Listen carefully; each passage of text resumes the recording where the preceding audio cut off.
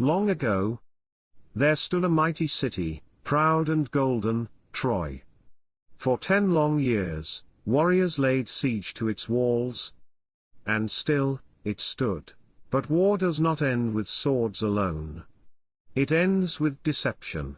The Greeks built a gift. A wooden horse, towering and silent. The Trojans welcomed it, believing the war was over. That night, while Troy slept under stars, Greek soldiers crept out of the horse's belly. The gates opened from within. And fire rained from the skies. Towers collapsed. Statues cracked. The city that once kissed the heavens burned to the ground. Troy had fallen, but the gods had just begun their game. They had watched the fall of Troy not with sorrow, but with interest, for men build cities. But gods play with fate, and one god was not pleased.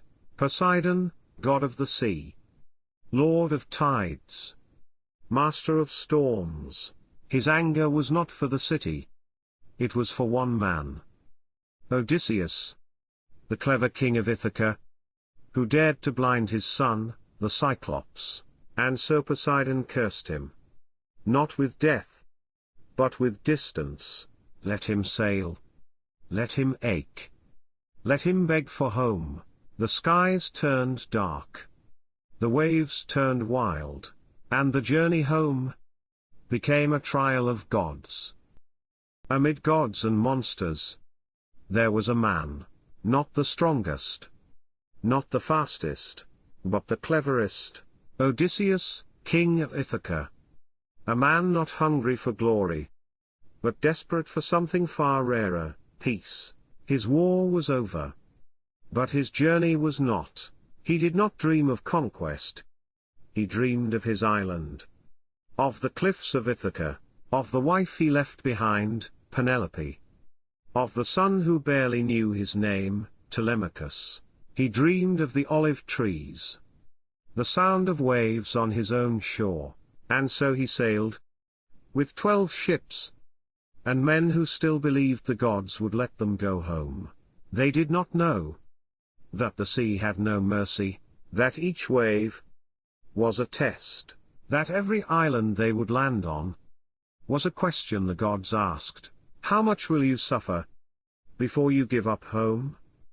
The sea led them to a strange land. A place of soft winds, sweet waters, and golden flowers. The island of the lotus eaters. Those who ate the lotus forgot everything.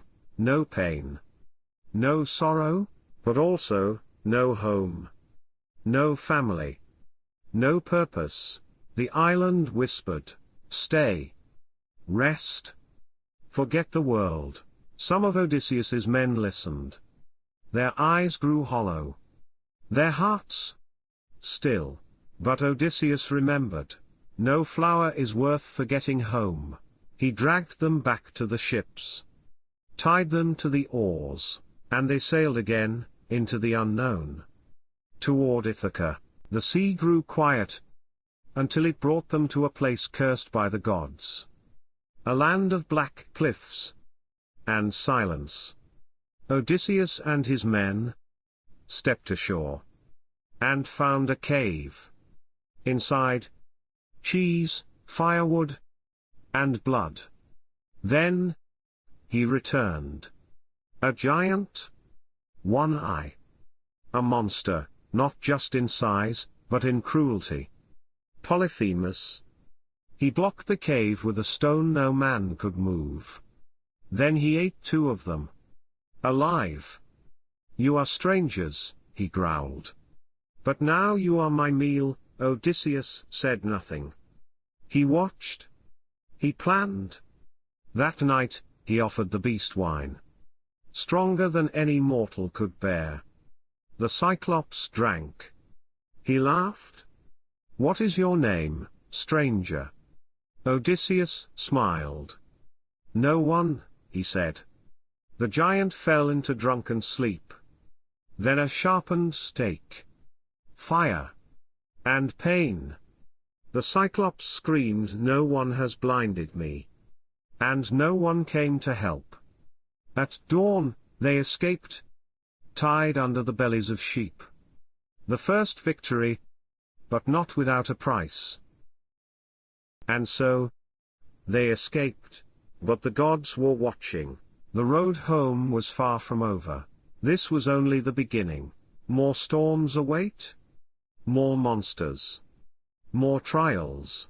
If you wish to see what happens next in Odysseus's journey, like the video, share the tale, and subscribe to the channel. Part 2 of the story is coming soon. The journey continues.